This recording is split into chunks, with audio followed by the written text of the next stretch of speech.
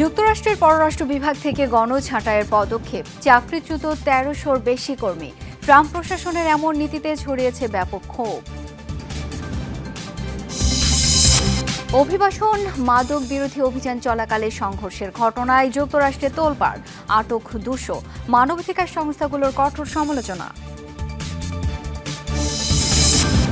ভারতের আহমেদাবাদের বিমান দুর্ঘটনা নিয়ে চাঞ্চল্যকর তথ্য। উড্ডয়নে ৩ সেকেন্ডের মাথায় বন্ধ হয়ে যায় ইঞ্জিনের জ্বালানি সুইচগুলো।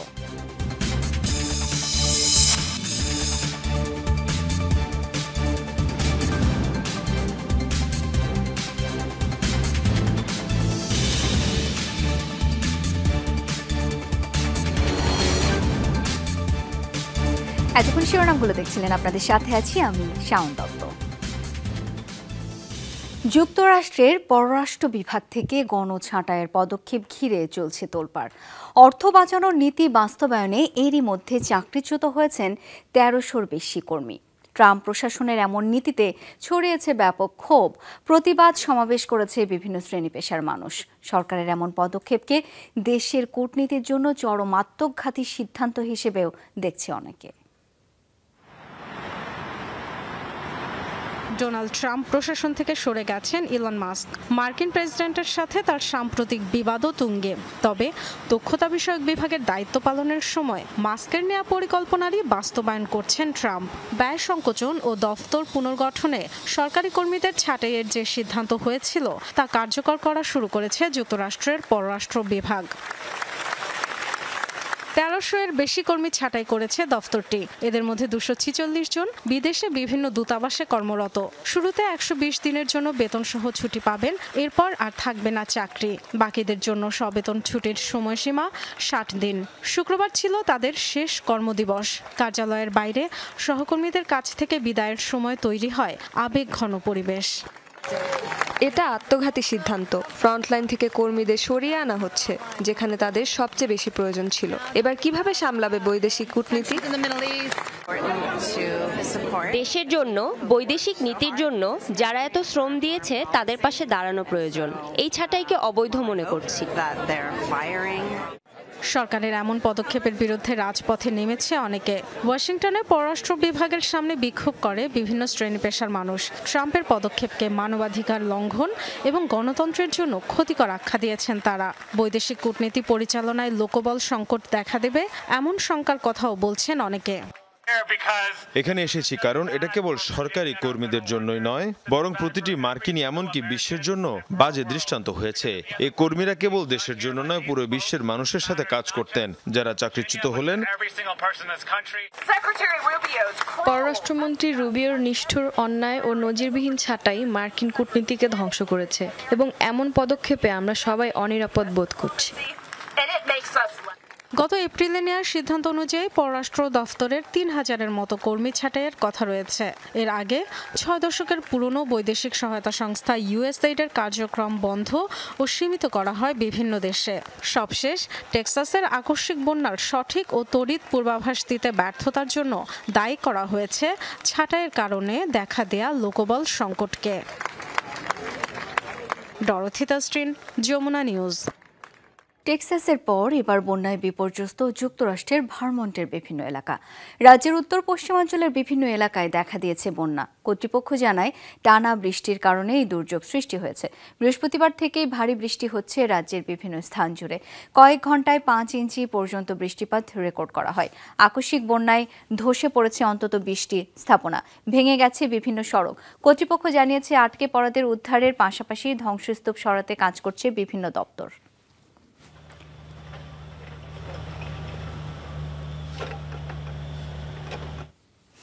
যুক্তরাষ্ট্রের টেক্সাসে ভয়াবহ বন্যার পর ঘটনাস্থল পরিদর্শন করেছেন মার্কিন প্রেসিডেন্ট ডোনাল্ড ট্রাম্প। শুক্রবার স্ত্রী মেলানিয়া ট্রাম্পকে নিয়ে হিল কান্ট্রি সফর করেন তিনি। নদীর তীরবর্তী দুর্গত এলাকাগুলো ঘুরে দেখেন তারা। উদ্ধারকর্মীদের কাছ থেকে খোঁজ নেন সার্বিক পরিস্থিতির। বন্যার পর পড়ে থাকা ধ্বংসাবশেষ পরিদর্শনও করেন তিনি। সাথে ছিলেন টেক্সাসের গভর্নর গ্রেগ অ্যাবটও। ক্ষতিগ্রস্ত এলাকা ঘুরে দেখার পর সাংবাদিকদের মুখোমুখি হন ট্রাম্প। সেখানে বন্যা পরিস্থিতি মোকাবেলায় স্থানীয় প্রশাসনের প্রশংসা করেন তিনি। ৪ জুলাই ভোরে শুরু হওয়া আকস্মিক বন্যায় এখন পর্যন্ত প্রাণ হারিয়েছে অন্তত ১২০ জন। এখনো নিখোঁজ প্রায় ১৬০ জন। যুক্তরাষ্ট্রের টেক্সাসের সংবাদ সম্মেলনে সময়মতো বন্যা সতর্কবার্তা না দেয়া ইস্যুতে প্রশ্ন তোলায় ক্ষেপে গেলেন মার্কিন প্রেসিডেন্ট ডোনাল্ড ট্রাম্প। সাংবাদিককে খারাপ মানুষ বলে মন্তব্য করেন তিনি।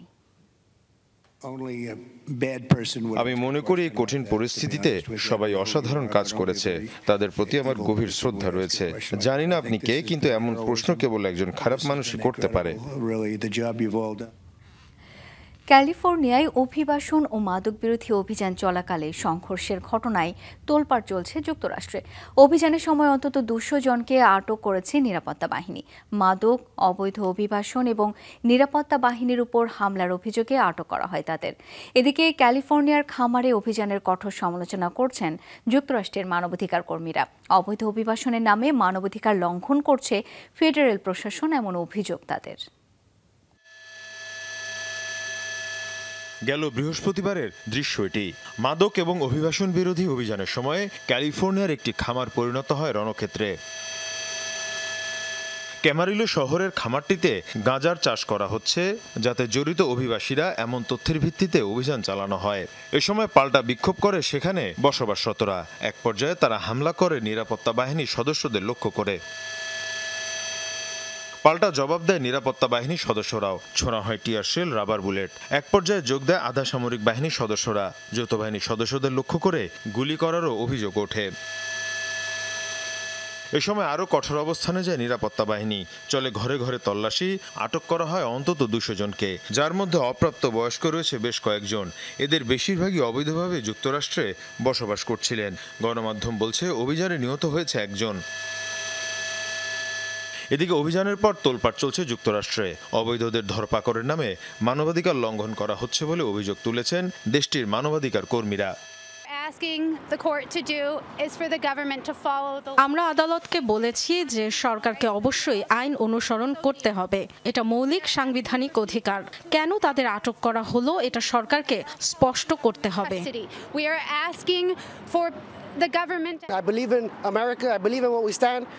আমরা আইন এবং সংবিধানে বিশ্বাস করি, কিন্তু যুক্তরাষ্ট্রে এই মুহূর্তে যা চলছে তা ভুল। এটা আমরা হতে দেব না। এদিকে অভিবাসন বিরোধী অভিযানের নামে বাসিন্দাদের ধরপাকড় এবং হেনস্থা করার অভিযোগে বিক্ষোভ হয়েছে লস অ্যাঞ্জেলেসে। এর বিরুদ্ধে প্রতিরোধ গড়ে তোলার ডাক দেওয়া হয় সমাবেশ থেকে। মীর মুশফিকা হাসান, যমুনা নিউজ। ভারতের আহমেদাবাদের বিমান দুর্ঘটনা নিয়ে চাঞ্চল্যকর তথ্য বেরিয়ে এলো প্রাথমিক তদন্তে। গত মাসে বিধ্বস্ত হওয়া এয়ার ইন্ডিয়ার ফ্লাইটটি উড্ডয়নের 3 সেকেন্ডের মাথায় বন্ধ হয়ে গিয়েছিল ইঞ্জিনের জ্বালানি সুইচগুলো, যা টের পাননি 2 পাইলটের কেউই। কিভাবে সেগুলো অফ হয়েছিল সেই রহস্যের কিনারা এখনো হয়নি। 12 জুন আহমেদাবাদ বিমানবন্দর থেকে উড়ে যায় এয়ার ইন্ডিয়ার একটি বিমান। 30 সেকেন্ড পার হতে দুর্ঘটনা। 260 আরোহী নিয়ে বিধ্বস্ত হলো বোয়িং 787 উড়োযানটি। প্রাণ হারায় একজন বাদে সব আরোহী। ভয়াবহ এই দুর্ঘটনার কারণ নিয়ে তৈরি হয় ব্যাপক ধোঁয়াশা। কয়েক সপ্তাহের অনুসন্ধান ও ব্ল্যাক বক্স বিশ্লেষণ শেষে মিলল প্রাথমিক রিপোর্ট। প্রতিবেদনে বলা হয়, উড্ডয়নের 3 সেকেন্ড পরেই প্রায় একসঙ্গে অফ হয়ে যায় উড়োযানটির ইঞ্জিনের জ্বালানি সুইচগুলো। ফলে পুরোপুরি বন্ধ হয়ে যায় ইঞ্জিনে জ্বালানি সরবরাহ। শক্তি হারিয়ে নিচের দিকে নামতে থাকে বিমানটি। পাইলটরা দ্রুত সুইচগুলো আবার চালুর চেষ্টা করেন। সক্রিয় করা হয় জরুরি ব্যবস্থাও, কিন্তু তার আগেই হয় বিধ্বস্ত। কিভাবে বন্ধ হয়েছিল সুইচগুলো, মূলত তা নিয়েই তৈরি হয়েছে ধোঁয়াশা। সুইচ অফ নিয়ে 2 পাইলটের মধ্যে বিভ্রান্তির প্রমাণ পাওয়া যায়। ব্ল্যাক বক্সের অডিও রেকর্ডিংয়ে শোনা যায় এক পাইলট অপরজনকে জ্বালানি সুইচ বন্ধের কারণ জিজ্ঞেস করছেন, কিন্তু দ্বিতীয় পাইলট জানান তিনি তা বন্ধ করেননি। বিশ্লেষকরা বলছেন, ইঞ্জিনে জ্বালানি সরবরাহকারী এই সুইচগুলো কারো পক্ষে ভুল করে নড়াচড়া করানো সম্ভব নয়, কারণ পাইলটদের আসনের মাঝে থাকা এসব সুইচ সুরক্ষিত থাকে লকিং সিস্টেমের মাধ্যমে। তাই ধারণা করা হচ্ছে যান্ত্রিক ত্রুটির কারণেই বন্ধ হয়ে গিয়েছিল সেগুলো। তদন্ত রিপোর্টে আরও জানানো হয়, উড্ডয়নের সময় কোনো যান্ত্রিক ত্রুটির প্রমাণ মেলেনি। জ্বালানির মানও ছিল সন্তোষজনক। তাহলে কি করে হলো এই দুর্ঘটনা, তা নিয়ে রহস্য থেকেই যাচ্ছে।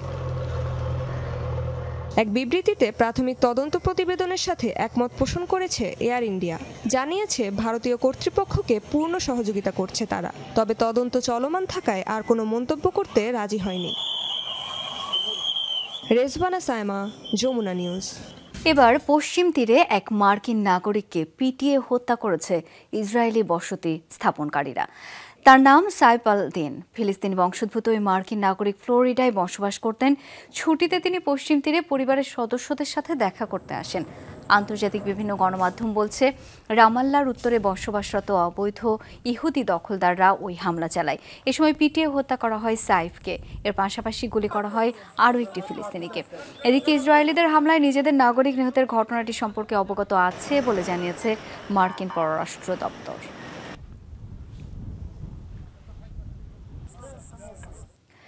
গাজায় থামছেই না নিরীহ মানুষের উপর বোমা ও গুলিবর্ষণ। 24 ঘন্টায় প্রাণ হারিয়েছে আরও অন্তত 61 ফিলিস্তিনি। আহত হয়েছে 231 জন।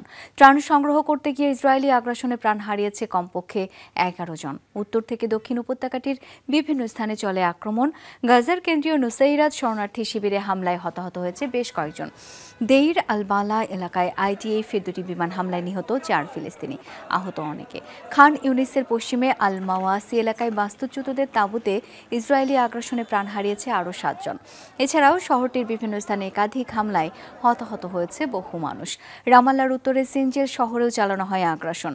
জাতিসংঘ জানিয়েছে, ত্রাণ সংগ্রহ করতে গিয়ে মে মাস থেকে পর্যন্ত প্রাণ হারিয়েছে প্রায় 800 ফিলিস্তিনি। প্রায় 2 সপ্তাহ নিখোঁজ থাকার পর অস্ট্রেলিয়ায় জীবিত উদ্ধার হলেন জার্মান এক পর্যটক। দেশটির বিকন শহরের একটি প্রত্যন্ত এলাকা থেকে উদ্ধার করা হয় তাকে। পুলিশ জানায়, হারিয়ে গিয়েছিলেন ক্যারোলিনা উইলগা নামের এই ব্যাকপ্যাকার। এখন পুরোপুরি সুস্থ।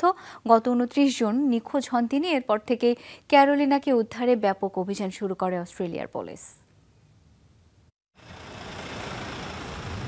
ওয়েস্টার্ন অস্ট্রেলিয়ার প্রত্যন্ত বিকন এলাকায় 29 জুন সবশেষ দেখা গিয়েছিল 26 বছর বয়সী জার্মান পর্যটক ক্যারোলিনা উইলগাকে। এরপর থেকেই নিখোঁজ ছিলেন এই ব্যাকপ্যাকার। মোবাইল ফোন বন্ধ হয়ে যাওয়ায় পরিবারের সাথে যোগাযোগ বিচ্ছিন্ন হয়ে পড়ে ক্যারোলিনার। নিখোঁজের একদিন পর পরিত্যক্ত অবস্থায় উদ্ধার করা হয় তার ব্যবহৃত গাড়ি। বিদেশি এই পর্যটকের খোঁজে এরপর থেকেই বিকনের বিভিন্ন এলাকায় ব্যাপক তল্লাশি শুরু করে অস্ট্রেলিয়ার পুলিশ। হেলিকপ্টার দিয়ে জনমানবহীন প্রত্যন্ত এলাকায়ও চালানো হয় অনুসন্ধান। দিনের পর দিন উদ্ধার অভিযান চালানোর পরও ক্যারোলিনার খোঁজ না পাওয়ায় ক্ষীণ হয়ে আসছিল তাকে জীবিত পাওয়ার আশা। তবে নিখোঁজের 12 দিন পর উদ্ধার হন এই নারী। এ সময় দেহের কয়েক জায়গায় ছোটখাটো আঘাতের চিহ্ন ছাড়া বেশ সুস্থই ছিলেন তিনি। তারপরও প্রাথমিক চিকিৎসার জন্য ভর্তি করা হয় হাসপাতালে। আনন্দের সাথে জানাচ্ছি যে নিখোঁজ ব্যাকপ্যাকার ক্যারোলিনা উইলগাকে ব্যাপক অনুসন্ধানের ওপর নিরাপদে ও সুস্থ অবস্থায় উদ্ধার করা হয়েছে। 11 জুলাই বিকেলে হুইট বেল্ট এলাকায় তাকে পাওয়া গেছে। ক্যারোলিনাকে ক্লান্ত, পানিশূন্য এবং ক্ষুধার্ত অবস্থায় দেখা গেছে। তার শরীরে কাটা ছেঁড়ার মতো ছোটখাটো আঘাত ছিল। বর্তমানে সে হাসপাতালে চিকিৎসাধীন। কিভাবে হারিয়ে যান ক্যারোলিনা সে বিষয়ে এখনও বিস্তারিত জানায়নি অস্ট্রেলিয়ার পুলিশ। 2021 সালের আদমশুমারির তথ্য অনুযায়ী ওয়েস্টার্ন অস্ট্রেলিয়ার রাজধানী পার্থ থেকে 254 কিলোমিটার উত্তরে অবস্থিত বিকন শহরের বাসিন্দা কেবল 123 জন। মোস্তফা মাহমুদ, যমুনা নিউজ। উত্তর আমেরিকার দেশ হাইতিতে গ্যাং সহিংসতার জেরে গত 9 মাসে প্রায় 5000 মানুষ নিহত হয়েছেন। জাতিসংঘের এক প্রতিবেদনে উঠে এসেছে এই তথ্য। এসব সহিংসতায় 20% হয়েছে দেশটির রাজধানী সহ এর আশপাশের এলাকায়। রিপোর্টে বলা হয়, রাজধানীর সাথে সংযোগ স্থাপনকারী ন্যাশনাল হাইওয়েকে কেন্দ্র করেই সংঘর্ষে জড়াচ্ছে গ্রান্ড গ্রিপ সহ বেশ কয়েকটি সন্ত্রাসী গোষ্ঠী। এসব এলাকার নিয়ন্ত্রণ নিতেই মানুষ হত্যা করছে তারা। পাশাপাশি বিদেশি অবৈধ অস্ত্র ও মানব পাচারের সাথেও যুক্ত এই গ্যাংগুলোর সদস্যরা। প্রতিবেদনে আরও জানানো হয়, শুধু জুন মাসেই প্রায় 1.5 লাখ মানুষ বসতবাড়ি ছেড়ে পালাতে বাধ্য হয়েছে। সব মিলিয়ে দেশটির অভ্যন্তরে বাস্তুচ্যুত হয়েছে প্রায় 13 লাখ মানুষ। সুপার শপের ক্ল মেশিনে আটকে গেল শিশু। এমন রোমহর্ষক ঘটনা হয়েছে যুক্তরাষ্ট্রের ওহাইও অঙ্গরাজ্যে। ম্যাসনের কমিউনিটি সেন্টারে বাবা মায়ের সাথে ঘুরছিল শিশুটি। এক পর্যায়ে ক্ল মেশিনের সামনে খেলনা পুতুল দেখে উৎসাহী হয়ে ওঠে সে। দরজা খুলে উকি দিয়ে ভেতরে মাথা গলিয়ে দেয়, হামাগুড়ি দিয়ে ঢুকে যায় ভেতরে। সৌভাগ্যক্রমে দেখে ফেলে এক বিক্রেতা। দ্রুত ব্যবস্থা নেয় শপের কর্মীরা। কয়েক মিনিটের মধ্যে উপস্থিত হয় পুলিশ ও জরুরি বিভাগের সদস্যরাও। মেশিন সরিয়ে পেছনের দরজা খুলে বের করা হয় শিশুটিকে। নিরাপদ, অক্ষতই ছিল সে। বাবা মায়ের কোলে ফিরিয়ে দেওয়া হয় তাকে। এর মধ্যেই অবশ্য ক্ল মেশিন থেকে একটি পুতুল পেয়ে যায় শিশুটি। দর্শক, যমুনা ডেস্ক এ পর্যন্তই। ধন্যবাদ এতক্ষণ সাথে থাকার জন্য।